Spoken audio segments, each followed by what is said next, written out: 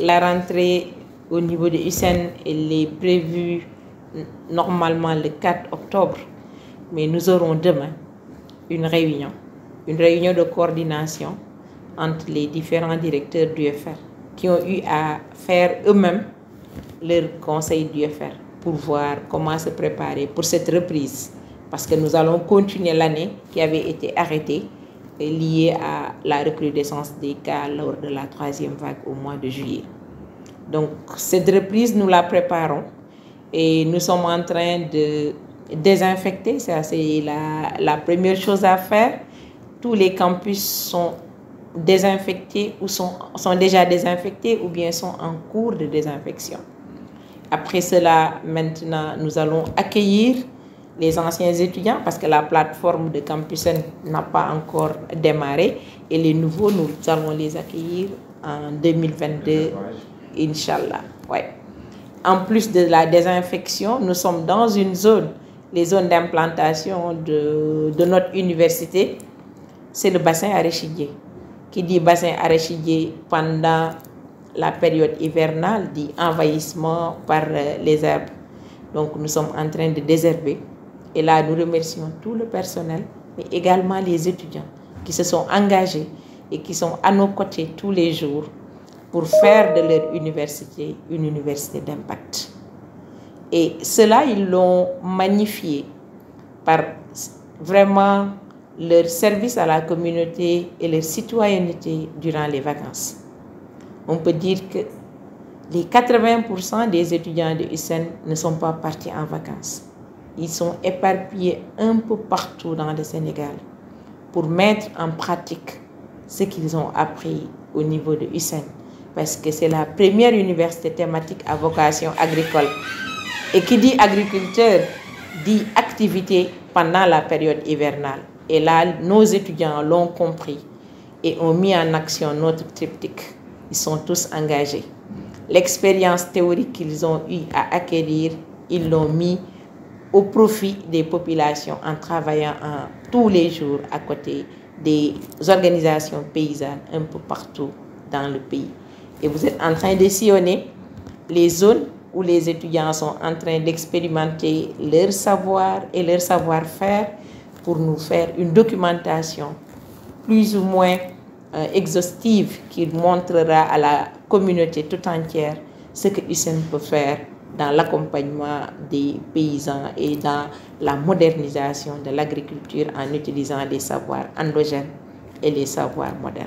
Au sein de notre université, comme je le disais tantôt, c'est une université à vocation agricole.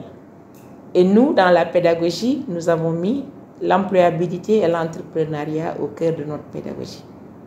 Et c'est la raison pour laquelle, au sein de notre université, nous avons créé une commission pour l'employabilité des étudiants et des alumni de USSEN. Nous avons également créé notre incubateur, qui est le Lab USSEN. Cet incubateur, son rôle, c'est vraiment d'accompagner les étudiants depuis l'idée de projet jusqu'à la concrétisation du projet. Mais on ne s'arrête pas à la concrétisation du projet, on va aller au-delà dans la partie post-projet, suivi, évaluation pour la mise en œuvre de ce projet.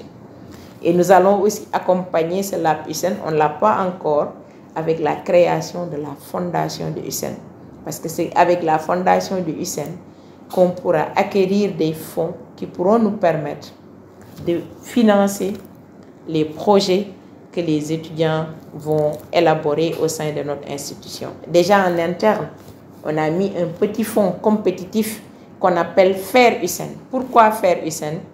C'est un fonds d'appui à l'innovation et à la recherche au sein de USSEN pour inciter nos étudiants et les jeunes enseignants qui vont les accompagner dans la création d'idées nouvelles qui pourront vraiment permettre d'améliorer l'agriculture au sein de notre pays.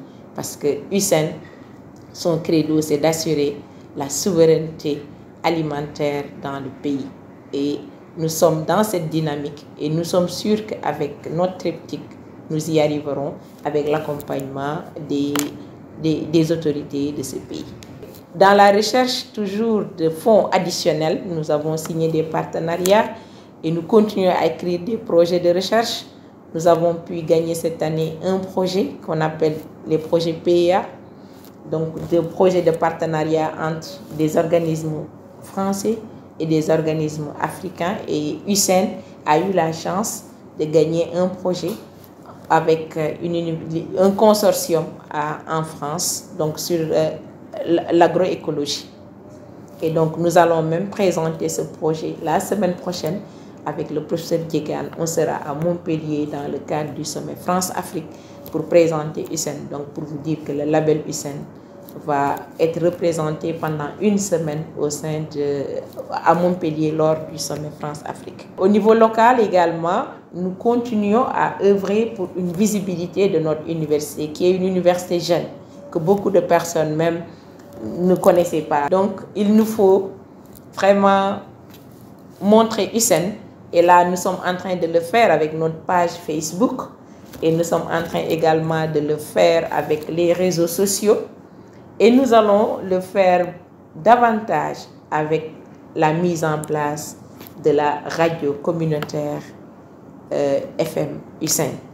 FM USAID, donc c'est une radio que nous avons mise en place en partenariat avec le COUD, mais c'est une radio qui sera utilisée exclusivement par les étudiants de USAID, particulièrement les étudiants qui sont dans le département de communication.